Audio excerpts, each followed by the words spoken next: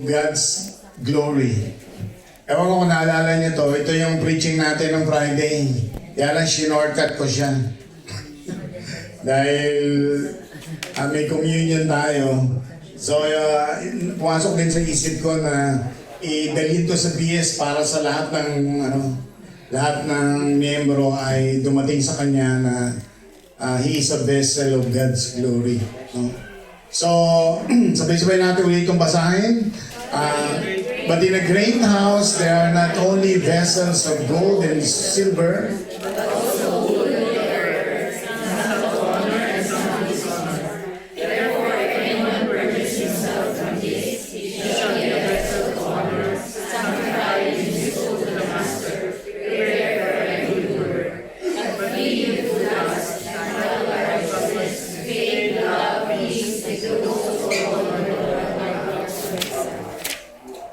so, dito po sa ating introduction, sabi po, the metaphor that we can be vessels or jars of clay. Si Paul, nung sinulat niya to, sa katulad nung sa Timothy, vessels ang ginamit niya. Pagdating sa Corinthians, ginamit niya jars of clay. No? So, the metaphor, we can be vessels or jars of clay, remind us that our physical bodies are temporary and fragile. Within these earthen vessels lies a profound treasure, the knowledge of God and the gospel of Christ. The treasure in jars of clay signifies the inner light and hope we possess through our relationship with God. So, as a Christian, sabi lang, please share your personal decision in surrendering yourself to God to be used for His glory. Ang tanong na to parang tingin natin sa sarili natin, vessel tayo. Paano ka nagdesisyon na yung vessel na to ay gamitin ng Diyos o magpagamit ka sa Lord? Ano yung desisyon na yun na na-encounter mo bilang testimony, no, for His glory? Diba? Palagay ko, hindi lang tayo nagdesisyon agad na sumunod, di ba?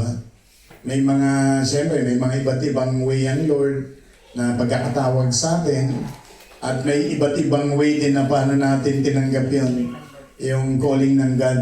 Lalo na nung maglilingkod tayo sa Kanya, di ba? Sino unang gustong mag-share? Sa Irene. Praise the Lord po. Sa akin kasi, siyempre lumaki ako dahil yung father ko is napaka-active niya sa church. Pero nang lumaki na ako, parang gusto kong, I want to live the life yung nasa labas. Kasi lumaki ako na sunod ng sunod, nandyan sa Panginoon. So dahil marami akong mga barkada, lagi akong, what if I tried? So, doon. Nung nag-asawa na ako, dito ko na naintindihan na bakit kailangan akong magpagamit sa Panginoon. Kasi pinag-pray ko lagi yung family ko. Dahil sa ngayon, ako lang yung naglilingkod sa Panginoon. So sabi ko sa Lord na, Lord, bigyan mo pa ako lagi ng buhay. Kasi anytime, dahil sa nangyayari ngayon, kung ako'y kukunin mo, sino pa ang mag-pray para sa family ko? Kaya the more na lalong kung meron akong ministry sa Panginoon, mas lalo akong mapapalapit yung relationship ko sa Panginoon. So, yun yung nagiging motivation ko, yung family ko, para laging may magpipray para sa kanila. Yan, thank you, praise the Lord. So, dahil sa family ay naging encouragement sa kanya yan na magpagamit sa Lord. Sino pa po? Meron pa po bang gusto mag-share? Ayan, Deacon TJ. In my life po, bago ko magpagamit sa Panginoon, I look back actually right now and I see how God prepared me actually. Ano niyo po yung pag-serve ko sa, hindi lang ako magaling sa mix ng music. Hindi ako musician, di ba? But God prepared me for that one sa course ko na pinagdaan ng college. When I was in first year college, ako na yung nagko-control ng sound system sa school namin, sa university namin. So, nakita ko yung nung sinabihan ako na, uy, magkawamawak dito, umuha agad ako during that time. So, in that level, doon sa pag-serve sa ganon, doon pala ako na-engage. Then, alam mo yung pagtuturo, hindi ko na, ako po, stutterer po ako Stutterer, di ba? Yung bulol. Tapos, but, unknowingly, God put me as a trainer sa companies namin. Mula po sa Pilipinas, dumating po ako sa Saudi, kaya pumunta po dito sa Dubai. Trainer po talaga trabaho ko, technical trainer. So, I mean, I'm not capable, honestly. Even until now, kasi sa trabaho ko, sabi ko, how did I survive sa trabaho ko? But, no, it's because of God's grace. And even until now, again, I said, I'm not worthy even to preach the Word of God, even to share the Word of God. But it's just only that God is using me actually. So, I thank God sa kanyang ginagawa sa buhay ko. Yan, praise the Lord. Papakan natin ang Panginoon. Pasok ko rin po, Bas. Ayan, sige, si Bigyan na. Gulo din po. Gusto ko lang po i-share yung aking testimony. Nung ako po ay nakakilala sa Panginoon, yung katulad po nung sinishare ko nung sa cabin po natin yung sa Water Baptism. Nung nag-decide po ako mag-baptize, doon po yung moment na talagang sinubo ko yung aking sarili sa Panginoon. Ang lahat ng mga kasalanan at ginagawa ko sa Panginoon before ay sinama ko siya ng nilubog. At I decided doon sa time na yun, sabi ko, Panginoon, yung buhay ko na ito, wala na yung ibang pupuntahan, kundi para sa iyo.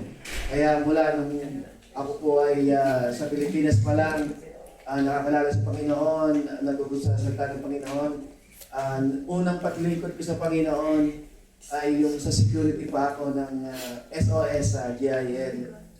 Hanggang ngayon, nung napunta po tayo dito sa Dubai, sa HEF, ushering, kung ano naman ministry kung saan ako pwede, kung saan ako pwedeng gamitin, kapagamit ako sa Panginoon. Kasi talagang tinitignan ko yung aking sarili na ang buhay na ito, wala itong pupuntahan para sa Panginoon. Kahit pa, alam niyo naman po na wala po akong work matagal na. Maraming mga talagang gumugulo sa isip ko na kailangan mo na bang bumalik sa Pilipinas, ito ganyan. Pero nagpapatuloy pa rin ako hanggang ngayon sa Panginoon kasi yun na yung talagang sinuko ko sa Panginoon. Walang ibang pupuntahan ang buhay na ito kundi sa Panginoon. And let God decide kung ano yung kalooban niya sa akin. Pero ako, sinuko ko na ito sa Panginoon. Sa iyo ito, Panginoon, wala itong pupuntahan. Gamitin mo man ito kahit saan. Kaya hindi nga ako makapaniwala na nakakapag-share na ako ng Word of God kasi katulad ni Deacon TJ, ako napakamahiyain ko. Hindi mo nga ako mapagsasalita.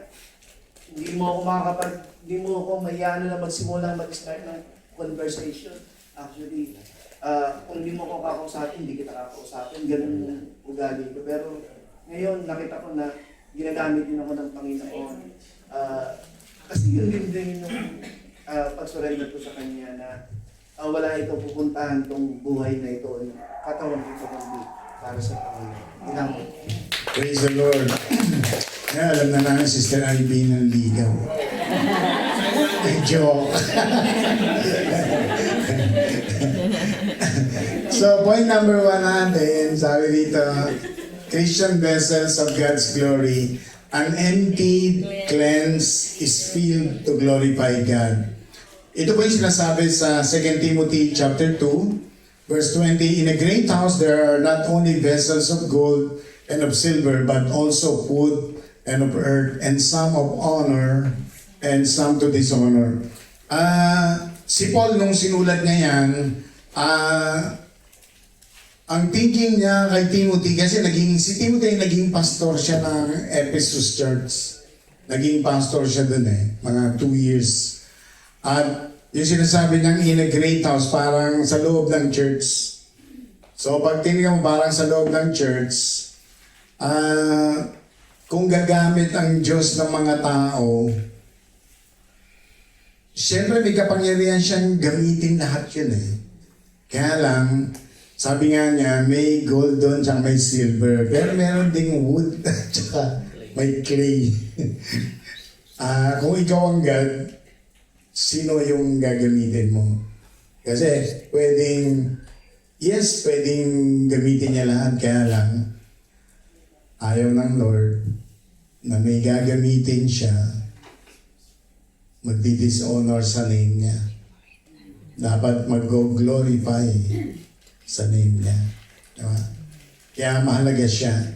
Kaya yung ini-explain ko nung Friday, as we offer ourselves to God, seeking Him and obeying, the indwelling Holy Spirit works in us to shape our beliefs, attitude, actions to be more in line with the truth of God. Kasi nung na-born again tayo, hindi tayo naka-inline sa will ng God, whether we like it or not.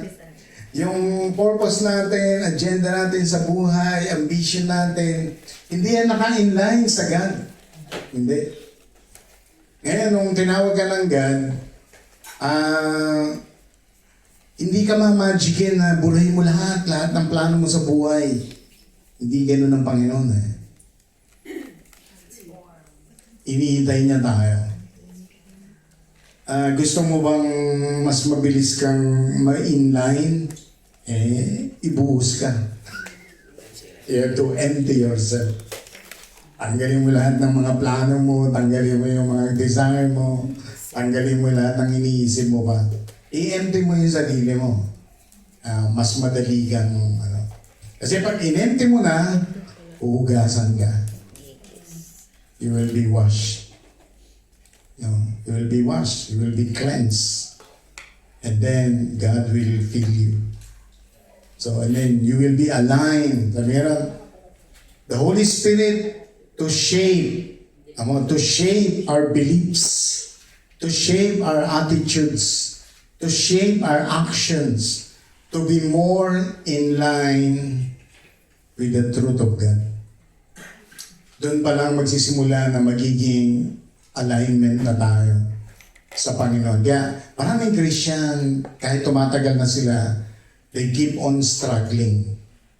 Why? And they cannot be more effective. Why? May mga i-empty pa sila. Kasi pag nag-i-struggle ka, ibig sabihin, there's something you're not in line.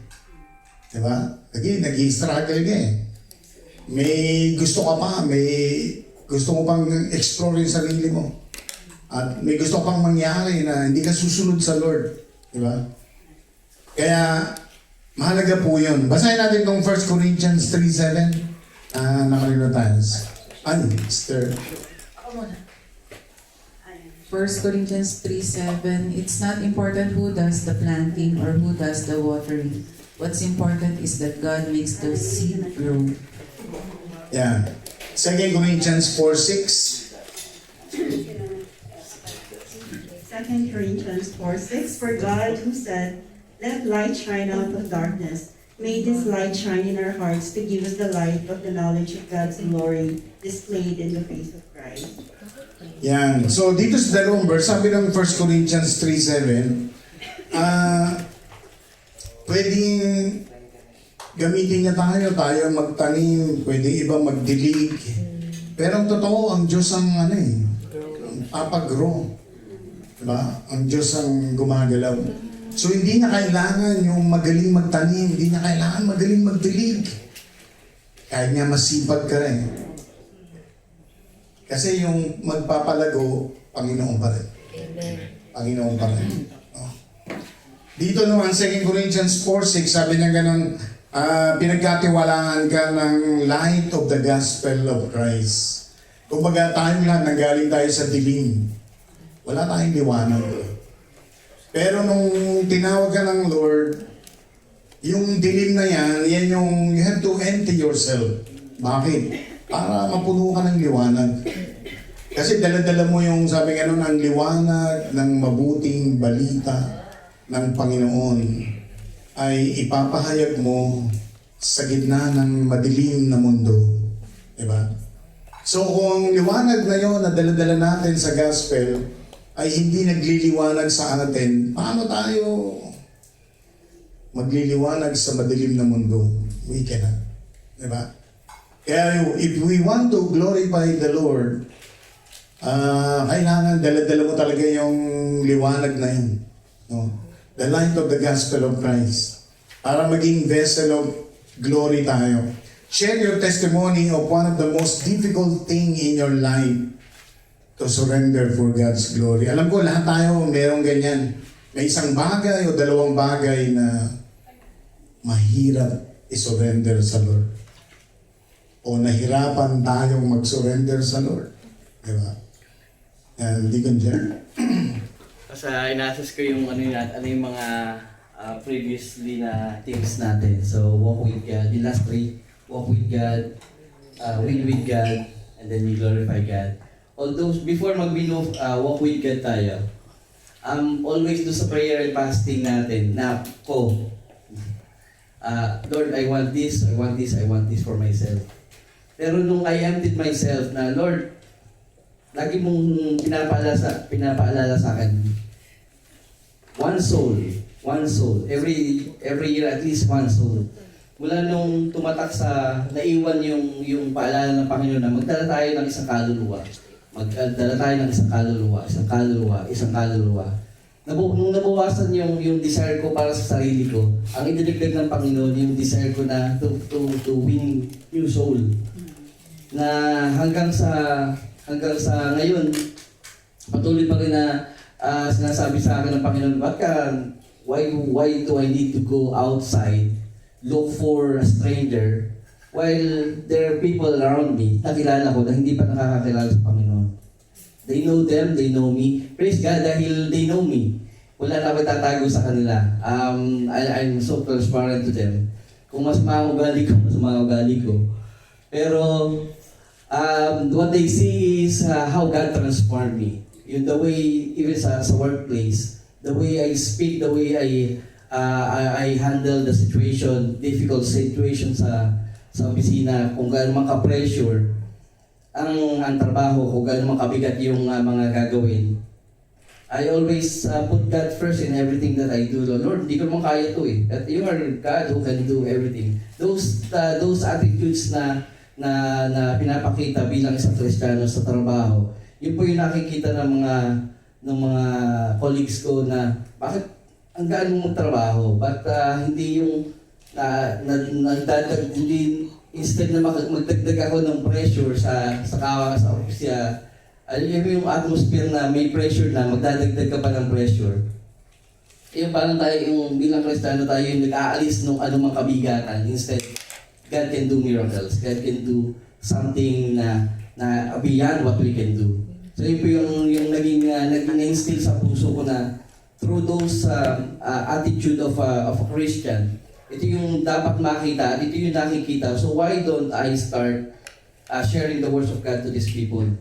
Na living testimony na pala ako eh. Nakikita na nila yung ginagawa ko dahil sa biyaya at sa awa ng Panginoon. Not because I can, but because God transformed me.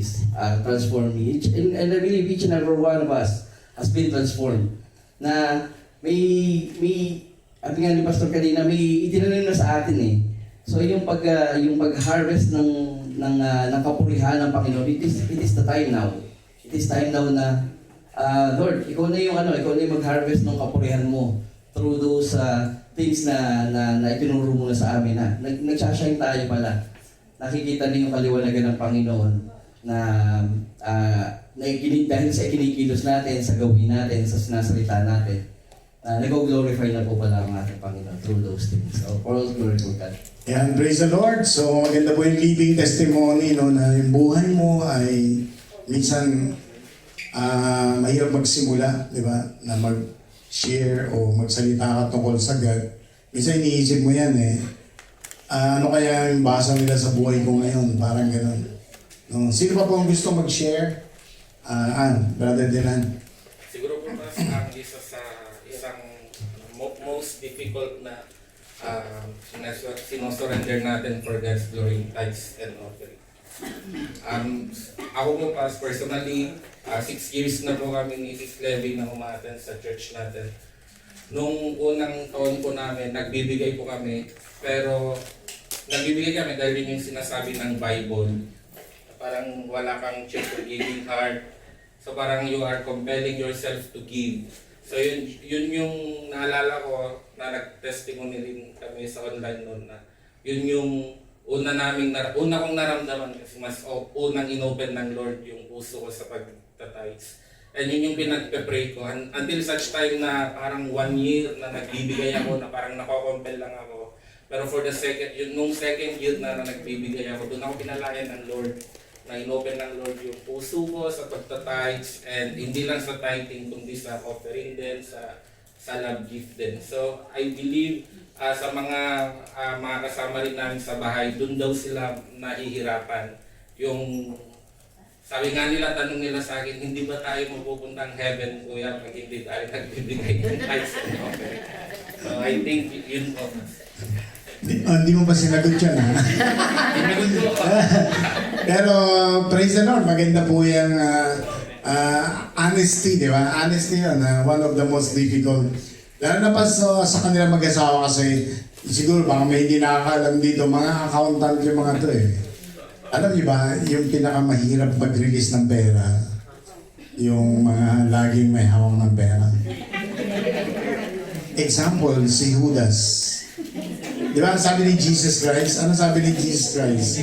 Si Jesus Christ ang nakadiscover na kinukupitan ni Judas yung pera ng mga disciples, yung sinaano nila. So, pero I really thank the Lord sa mag-asawang ito kasi of all the list, sabi niya, of all the list na isipin mo na mahirap ipuin ng Panginoon. Of course, kaya ipuin ka ng Panginoon, pero ang tanong, kaya mo bang mag-surrender? Yan ang tanong dun eh. Kaya kang ipuin ng Lord, pero ang tanong, yung taong yan, kahit ipuin ng Lord nun, kaya mo bang mag-surrender? Diba? So, praise God kasi nakapag-surrender sila. Na-discover nila yung isang secret. Ito, ulitin ko ito mga kapatid. May isang sekreto ng financial and material blessing. Ito talaga yung isang sa pinakasekreto ng Bible. Whatsoever you sow, you will reap. Give, and it shall be given back to thee. Pressed down, shaken together, and running over. And there's no room that can contain it. Believe me, hindi po kami mayaman, yan yung mother ko. Hindi po kami lumaking maluwag na mayaman, no. Pero nakita ko siya, nag-aaral pa lang ako, natutunan kong mag-tithes. Kung magkano yung allowance ko, tinatabi ko yan for 1 week. Binibilang ko yan. Binigay ko yan 20 pesos ang allowance ko. Kunin ko yung 2 pesos. Pagdating ng Sunday worship, lagay ko yan. Nagkaroon ako ng trabaho. Marunong na ako ng 10%. Siyempre, di ba? Kasi nag-aaral pa lang ako. Alam ko na yung ganun eh. So, tatanggalin ko yan, 10%. Tapos may offering. Sabi ko nga, lumilipat ako ng trabaho. Pero ang napansin ko, bawat lipatan ko, tinataas ako ng Panginoon. Bawat lipatan ko. Tinataas ako ng Panginoon yan. Sabi ko nga, nag-ambisyon ako na mataas na top ganitong company. Hindi binigay ng Lord. Ang binigay ng Lord yung mas maganda niyang plano. Pero mo, ang wala akong iniisip na papapasok ka sa airline, biglang may ka-opisina ako sa semiconductor company sa BA Parañaque. Sabi, apply ka doon sa Philippine Airlines. Andun yung kuya ko. Maganda daw sa airline. Naghulog lang ako sa Greenbelt Makati ng CB. Sabay, after a year, tinawagan ako. And that's the start. Kaya makikita mo yung blessing ng Lord. Favor niya talaga. Kaya pag nagdamot ka sa Panginoon, alam mo yung dahilan. Bakit ka nagkukulang, bakit ka nagigipit, bakit ka hindi talaga totoong pinagpala. What you sow, you will reap. Ganun lang siya. What you sow, you will reap. Kaya kahit saan ko siya dalhin na dahilan na paano ka pagpalain, paano ka magiging pagpapala, babalik ka pa rin doon. Nagnanakaw ka ba sa Lord? Yun lang yun. Nagnanakaw ka ba sa Lord? Don't expect God will truly bless you. I'm sorry. You will never be. Totoo yan. Isang example ko pang mabigat. Nung tinanggal ako ng Lord nung pandemic, 2021, malaking katanungan sa akin yung ba't ako sinama dun sa huling batch ng aalisin. Sister Novi, hindi pa yung ilang taon na, ba't ka? Kasi nawala lahat sa akin yung mga bonus, wala. Yun ang kaibahan, lahat ng bonus na malalaki. Wala na kasi, wala na ako sa Emirates Group eh. Pero, minsan yung isip ko, nagkamali ba ang God? Hindi siya nagkamali.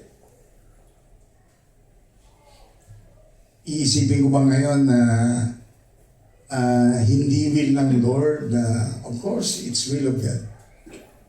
Monetary, sabihin ko sa inyo yung totoo 16 years ako sa Emirates. Mula sa day 1 ko, first year, hanggang 16 years, binilang ko siya. Magkano yung mga naging increase ko in 16 years? Mula sa una kong sahod, nung dumating ako sa EAU, wala pa sa kalahati ang sahod ko. Wala pa sa kalahati. Binilang ko siya ngayon. In 4 years, 2021, 2025, last December, 4 years. Yung in-increase ko ngayon sa school versus sa in-increase ko ng 16 years, mas malaki siya.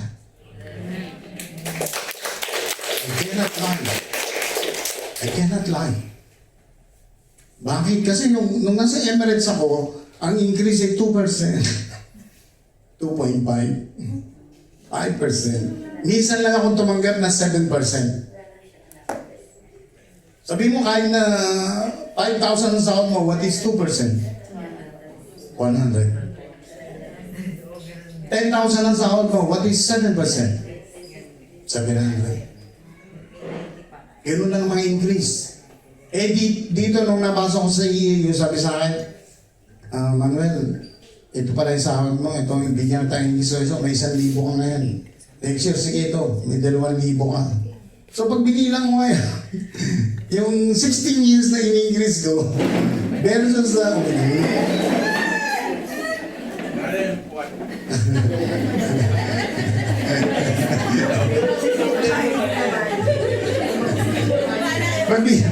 pag binibilang ko siya, pag kinumpit ko siya mula 2005 hanggang 2021, 16 years, tinotal ko yung mga increase versus sa in-increase ko in 4 years, mas malaki pa. So, nagkamali ba ang Diyos? Hindi. Hindi nagkamali ang Diyos. Kaya, ganun pa rin, sabi ko nga, kahit pastor ako, ang principle ko pa rin, you have to give to the Lord. You have to give your tithes. No? Kasi ano yan eh, kumbaga, yan isang sekreto na makakalaya ka, na ibibless ka rin ng Panginoon, na hindi mo alam kung paano ka ibibless, but God will surely bless the work of your hands. Yan po. Point number 2 natin, God empowers and equip us for His glory.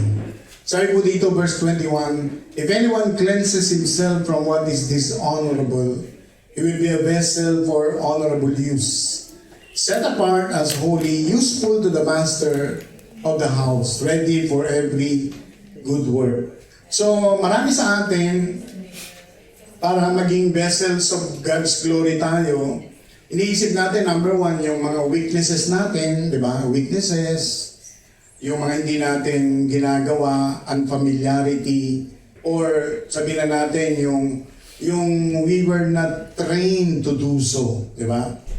Pero sabi nga ganito, our bodies are temporary housing places for the treasure God has given us. The light of the gospel of the glory of Christ. Yan po yung treasure na dala-dala natin. Pag tayo po yung tinawag ng Diyos na maging vessel, binibigay niya sa atin yan, the light of the gospel of the glory of Christ. God blesses us with the opportunity to be used toward His glory. Kaya, yung mga bagay na hindi natin kayang gawin, sabi ng Philippians 4:13, I can do all things through Christ who strengthens me. Lahat po ng vessel na naging, sabi natin, totoong lingkod ng Panginoon, nakalimutan niya yung kanyang kahinaan, nagamit siya sa mga bagay na hindi niya nagagawa, isa lang ang dahilan. Jesus Christ strengthens us. Isa lang ang dahilan nun. Kaya, pag ginagamit na tayo ng Lord, we give glory to God. We give glory to Him. Kasi, lahat tayo, mga sisidlan tayo, wala tayong laman, wala tayong kwenta. Marumi tayong sisidlan. Pero, sabi ang gano'n, kailangan linisin, magpalinis tayo sa Panginoon. Para gamitin niya tayong vessel na honorable. Amen? Palapakan natin ang Panginoon. Share one of your struggles, but God enables you to overcome and be used for His glory. Sino rito gusto mag-share na siguro nung nagsisimula kang magpagamit sa Lord, may mga struggle ka pa din. Hanggang sa na-overcome mo siya. Yan. Sino gusto mag-share? Buti na lang, wala na kayong mga struggles. Na-overcome na. Hindi pa na-overcome na. Meron ba diyang mga nag-i-struggle? Oscar Aileen, andito ka pala. Yan. Siguro po ako being, siguro yung nanay, tsaka nagtatrabaho.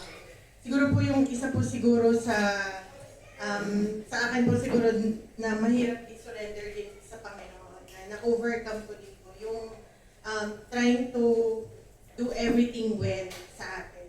Kasi parang pag nanay ka, gusto mo on time ka lagi, nakaayos, naka-areglo lahat, organize ka, tapos parang lahat in order, lahat. So parang na-adapt mo din po siya sa pagdating sa trabaho din, dapat ganun ka, dapat everything well, dapat walang maipinta sa'yo, walang, alam mo yun, lahat almost perfect or maayos lahat po ng trabaho mo. At yun yung tinuro po din sa akin ng Panginoon na parang you give your best.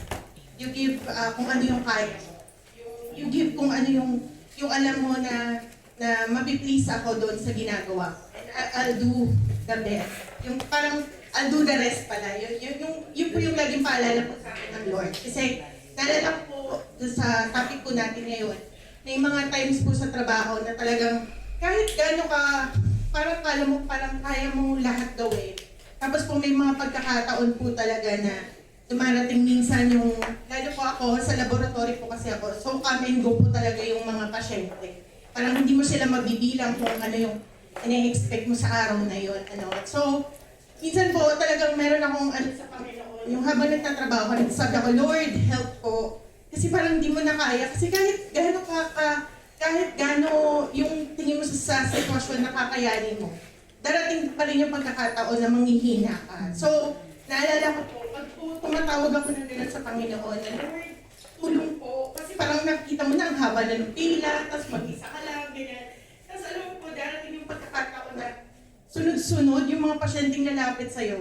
Wala silang insurance, lahat sila self-pay, o kaya magbabayad sila ng cash. Tapos alam mo, doon po ako napapasabi sa Lord na, salamat, dahil alam kong, ay, gaano ka kagaling, hindi mo kayang gawin yun kung wala ang Panginoon. Tapos, alam mo na pag may dumating na tulong, alam mo hindi ikaw yun, kundi yung Diyos na tinawag mo. Kaya purihin po ang Lord sa mga Amen. Yan. Palapakan natin ang Panginoon. So, yung mga gusto dyan mag-asawa, mag-isip kayo. Struggle.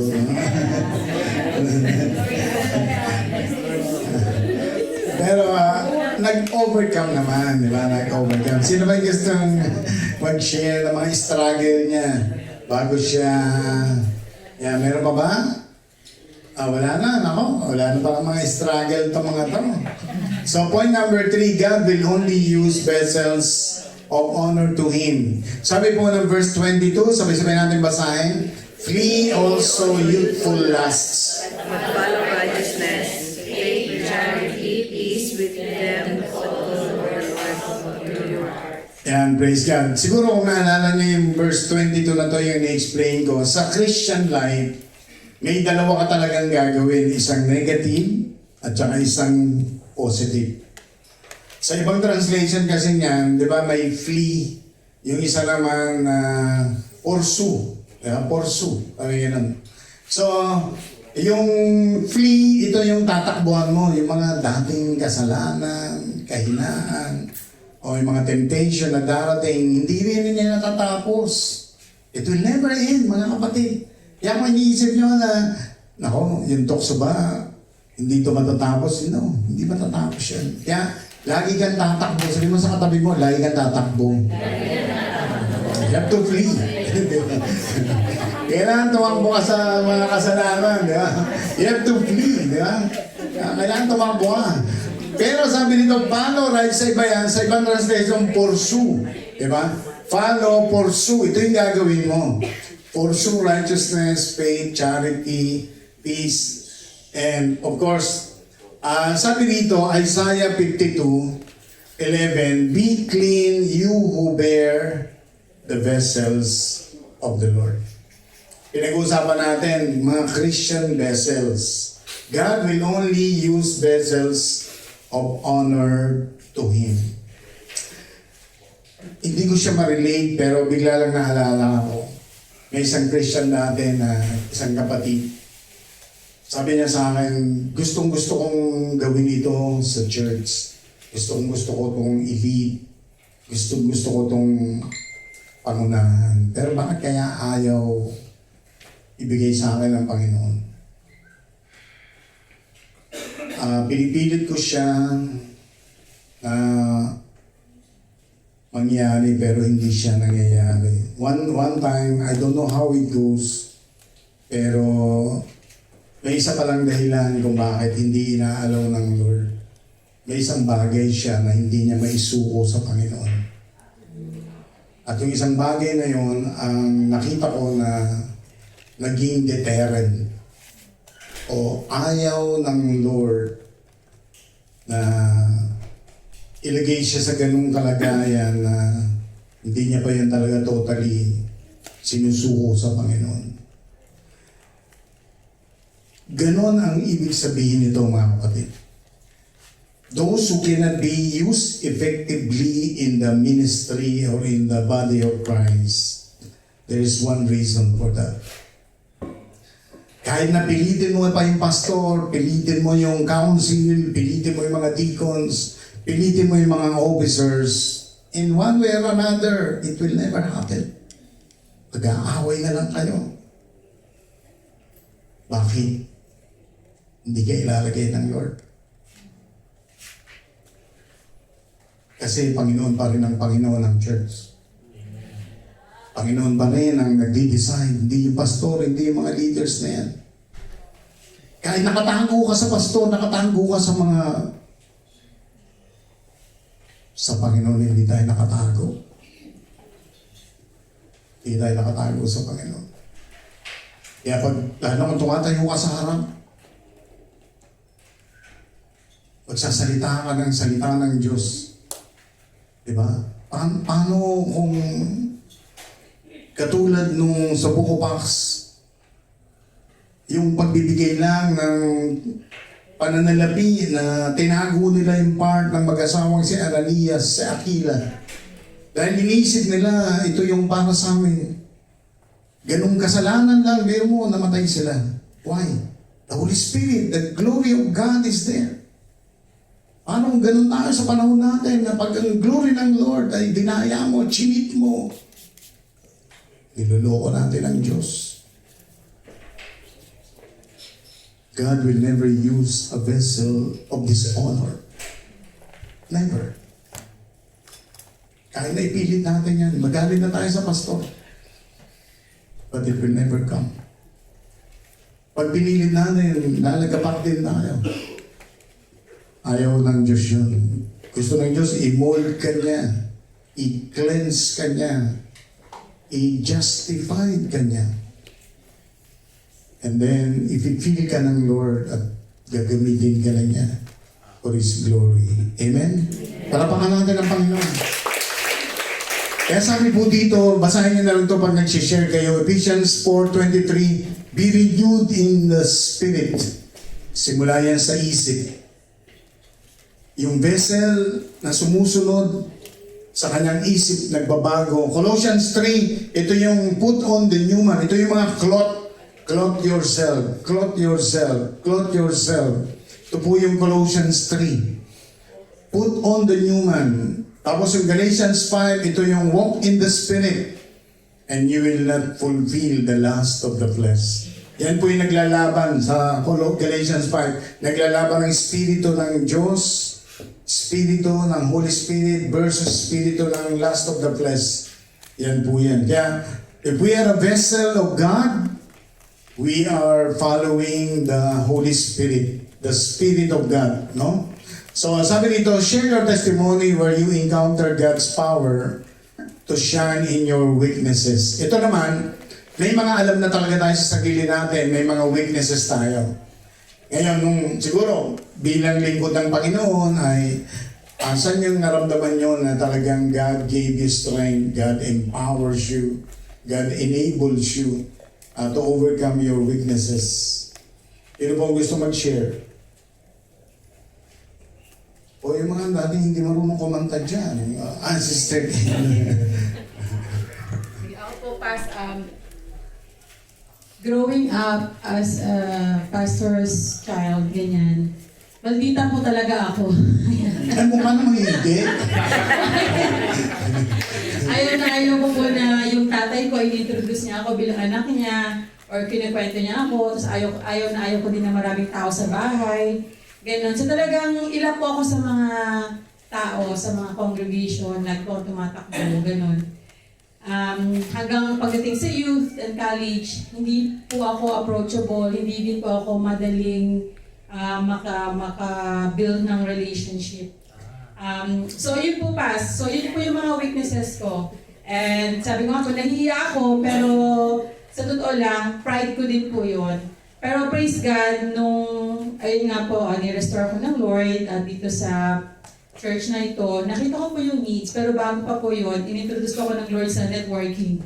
Ganun. So din po na-mold yung character ko, tapos din ko po na-mold yung strength na makipag-communicate at mag-bridge ng mga relationship. So yung nakita ko po yung opportunity, sabi ko, Lord, gagamitin ko po yung mga nilalamit ko na to para makapag-connect sa mga kapatiran. And praise God, na yung weakness ko na yun, God turned it into strength na right now, ginagamit ako ng Lord na mas madaling makausap yung mga tao, mas maging friendly, mas maging approachable, miss congeniality and all that. So nakita ko talaga na grabe, kapag ang Lord talaga ang kumilos sa'yo, ano man yung mga akalaan mo hindi mo kaya, God can turn it around, tapos yung weaknesses, He can turn it into strength for His Amen. Yan. Praise the Lord. So, yun po. May isa pa ba? Gusto ba ayan, Sister Irene. Gusto ko din itong i-share kasi kung paano ako binago ng Panginoon. Nang pumunta po ako dito sa UAE, yung puso ko ay puno ng grudge dahil yun yung time na naghiwalay kami ng asawa ko. But pagka anak ka talaga ng Lord, tatawagin ka talaga niya. So nandun ako sa Sharjah, bigla ako nilapitan ng pastor na kung gusto ko bang mag-join sa ministry. Kasi napansin niya kumakanta ako, so siguro narinig ng pastor. So ginamit ako doon, pero just for compliance, yung dumating na yung guilt kasi naramdaman ko yung bigat, naglilid ako ng worship pero andun yung grudge ko sa asawa ko. So, nilapitan ko si pastor, sabi ko, siguro it's time na confess ko, lalayo muna ako sa music ministry kasi hindi ko kaya na mag-lead tapos walang nafe-feel na presence of God.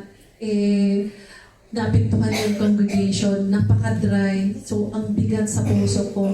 Sabi niya, bakit ano ba ang problema mo? Sabi ko, hindi ko mapapatawad yung asawa ko. Kasi grabe yung hanggang sa pinakabuto talaga yung galit ko sa kanya. Sabi niya, Sister Irene, sagad sa buto. Sabi niya, Irene, hindi ikaw ang makapagpabago sa puso mo. It's God. Sabi ko, paano ko gagawin, Pastor? Kasi nagpipray ako, pero ang hirap talaga. Sabi niya, magsulat ka, sasabihin mo sa Lord na, Lord, change me in a way na hindi mo kaya. At ilalagay mo yon sa pinaka-favorite na verse mo.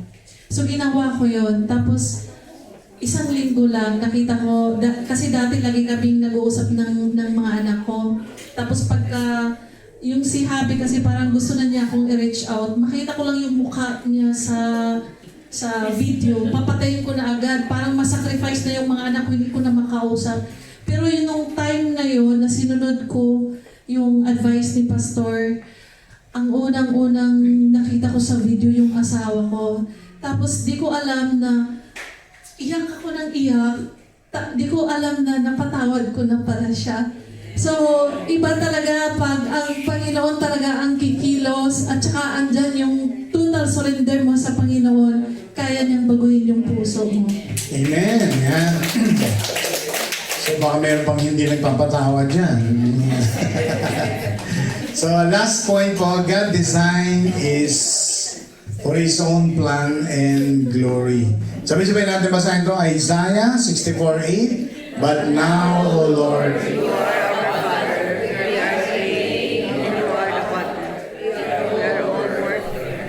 so, si Isaiah po, pinaliwanag niya na siya ang tagalilo o potter. Tayo ay clay o jar. At tayo ay ginagawa ayon sa gawa ng kanyang kamay. No? Kaya sabi dito, the design of God is for His own plan and glory. Kaya, pag meron tayong pinipilit sa plano natin, we struggle. No? Kasi hindi yun ang plano ng God eh. May plano siya at yan ay para sa kanyang glory. Kasi pag pinagbigyan tayo ng Panginoon sa plano natin, glory natin yun. Di ba? At magmamalaki tayo, nangyari yun dahil sa gawa natin, sa plano natin. Pero hindi ganun ang God, no? We're all different. Yes, it's designed by the heavenly potter for His purpose. Basahin natin to, Isaiah 45:9. Isaiah 45:9. Woe to those who quarrel with their maker, those who are nothing but potsherds among the potsherds on the ground. Does the clay say to the potter, what are you making? Does your work say to the potter has no hands? Yan. Romans 9. Romans 9:21. Does not the potter have the right to make of the same lump of clay some pottery for special purposes and some for common use? So dito po pinapakita yung sa mga verses na yan na ang gawa ng Diyos bilang potter para sa ating buhay na siya lang ang may karapatan, may kapangyarihan kung saan niya ito nais gamitin o gawin. No? Yan po yung pinapahayag. Can anyone share in your life ministry or service that God has molded you to do in spite it is far from your desire or you don't want it? Meron ba kayong testimony sa inyong karanasan na nilagay kayo ng Diyos sa ministry na yon o service na yon, pero ang totoo, ayaw nyo yun. Ayaw nyo talaga yun.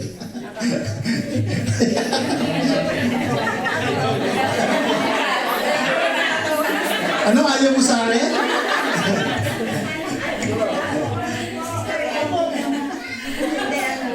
Sabi ng Lord, ikaw daw mapapangasawa ko eh. Malakas ka mag-pray eh. Kasi ito yung isang like this, talagang nangyari sa hindi ko naman alam na talaga si Papa ang mapapangasawa ko. Pero yung siguro sa ministry namin, yung experience namin sa Pinas talaga yung marami kaming, napalapit kami sa nasa management kami ng mga, yun nga, nagtutulong sa Papa. Tapos yung pastor namin ay naging very close kami sa aming pastor. At kumbaga sa ay meron kaming group of deacons. Isa akong tinitingnan din nila yung decision ko na dahil masyado akong malapit sa pastor namin. Subalit nangyari na, kasi anak ako hindi ako yung bang pagka kasi nakipag-friend ako, tinitreasure ko talaga yun. Kasi bihira akong makipag-friend. Ganun. Pero tinitreasure ko siya pag naging friend na kayo. Kung ayaw mo naman sa akin, ay okay lang din. Ganun ako. So, yung gamating kami dun sa panahon na kung saan ay very respect ko talaga yung aming pastor. Kasi sabi ko nga, siya ay mahusay talaga magturo. Kaya isa rin siyang ginamit ng Lord para maging si Papa ay dati kasi nagsimula kami sa JIL, Mrs. Friends, tapos nilipat kami sa Quinta. So, doon kami, marami din kami inatinan ng mga seminars. At magaling nga siya sa mga seminars. At yun nga, kasi mamla cum laude siya ng Asian theology. So, magaling talaga siya magsalita. Subalit, behind that kagalingan niya, meron pa rin siyang, yung aming pastor na yun ay very close kami. At na-expose na lang yun, kami ay malapit nung pala lilipat kami ng Lord dito sa Dubai. So, hanggang sa marami kami na-expose, nagkaroon kami ng school.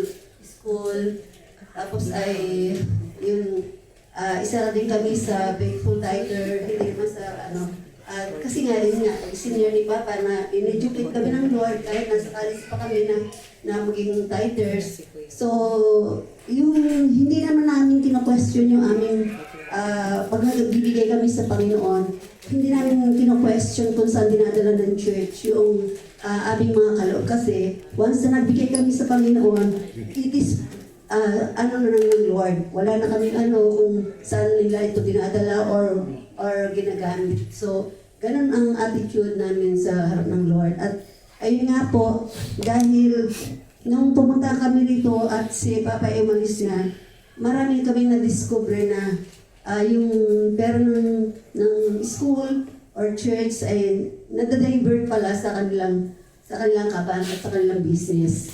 So, na-expose yun nung umalis na si Papa at ang masakit doon, ako pa yung nakapag-expose at kaya yung aming closeness ay naging kasi ako nag-expose. Kasi hawak ko lahat ng financial report dahil si Papa nga ay isa sa investor ng school na wala namang profit yun.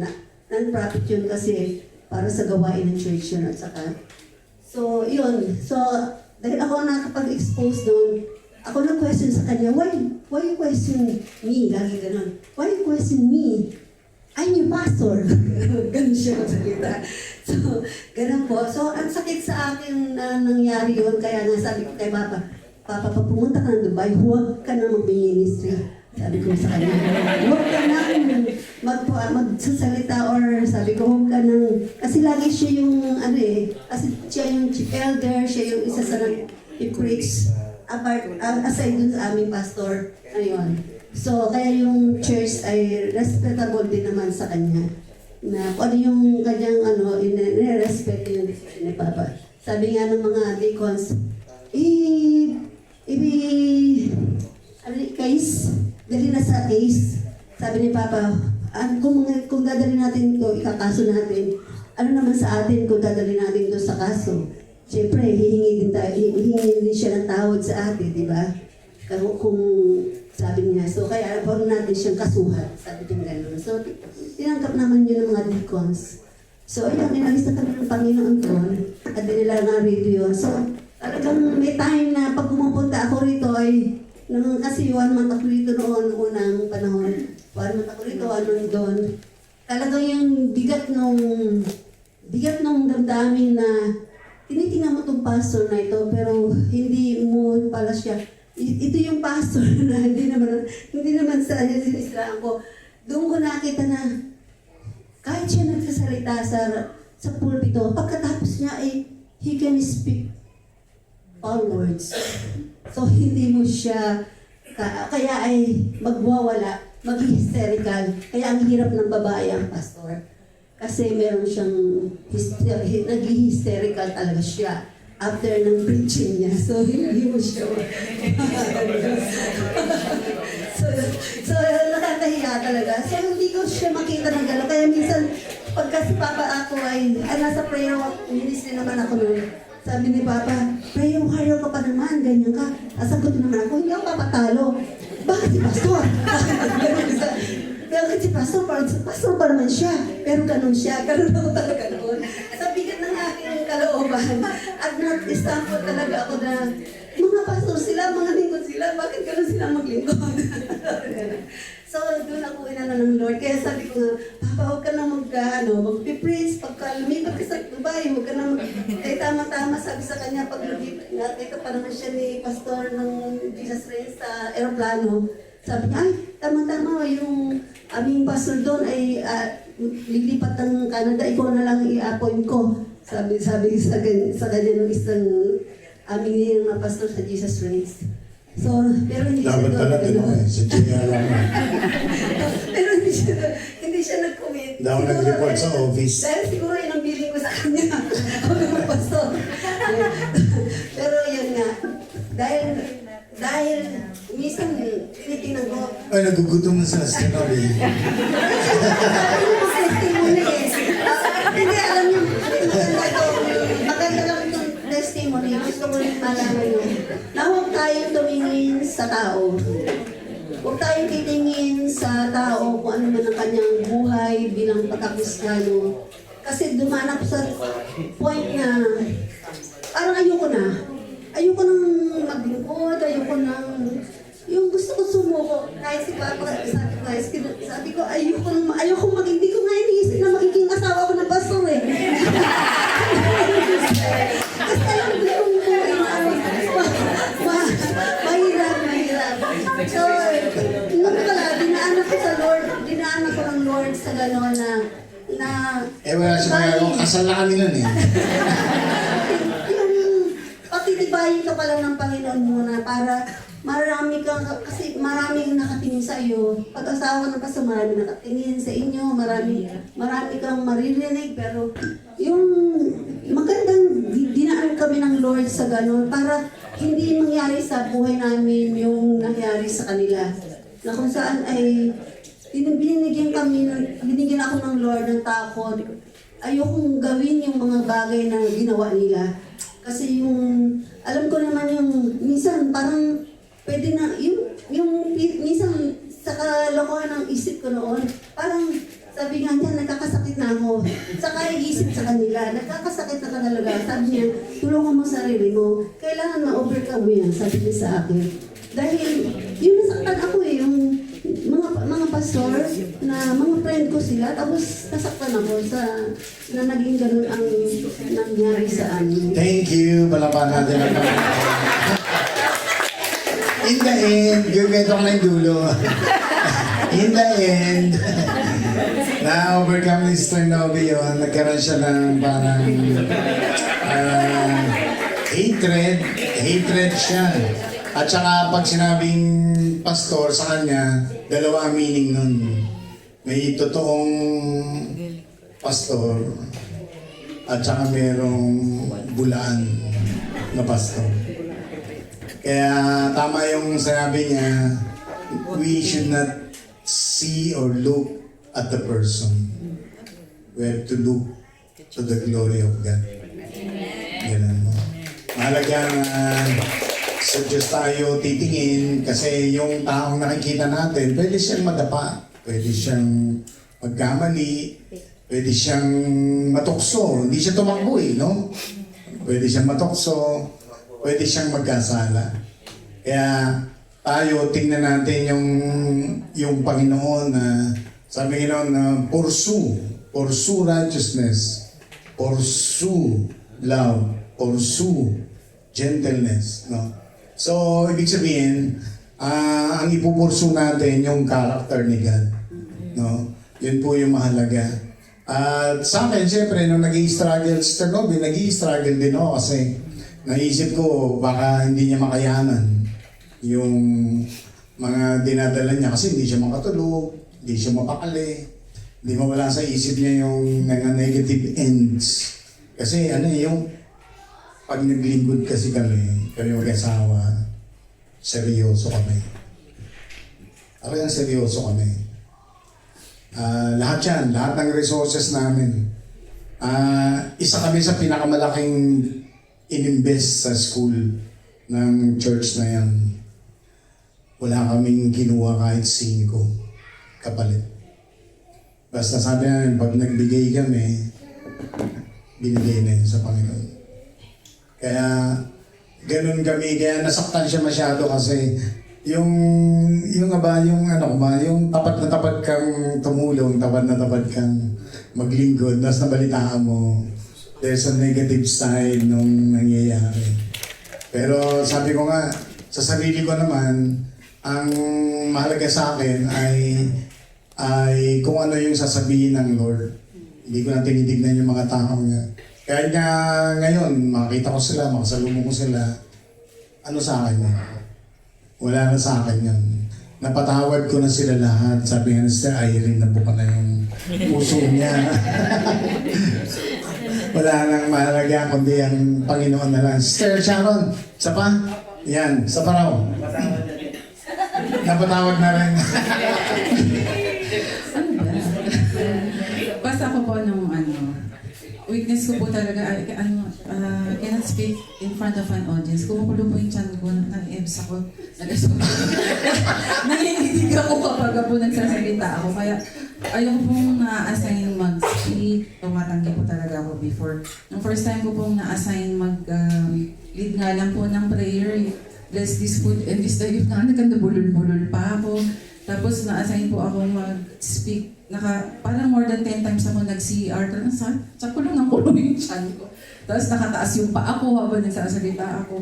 Pero po nung nag-open po kayo ng lead training, gusto ko po siya magpagamit sa Lord. Pero weakness ko po siya talaga. Parang gamitin na po ako sa ibang way. Sa behind the scene. Pero huwag na sa harap. Pero yun po yung nag-open po yung lead training. Kasama po doon yung public speaking. Di po yun. So for 5 years po yun na ina-attendan natin namin ng every Friday, kahit isa lang po yung off ko that time. Tapos from afternoon till evening na po tayo nun, di ba? Pero ang nasa isip ko po nun, at yun po, in everything to do it for the glory of God, that whatever we do is not in vain. So yun po yung nasa isip ko. Kahit na hindi ko alam kung tama ba yung sasabihin ko or pakikinggan ba ako nung sasabihin ng pinag-share. Tinuturuan ko po ganun. So, ayun po, praise God po. Hindi ko naman po masabing magaling na ako ngayon, pero nagagamit na pong mag-exhort, mag-speak, kahit kinakabahan pa rin, pero ayun po, na-improve po kahit papaano. So, Amen. Yan. Praise the Lord. Yan. Maraming produkto yung lead training na yan, no? At praise God. So, in conclusion, sabi nga dito, Christians are purposely made for God's glory. So, isabihin natin basahin, but we have this treasure.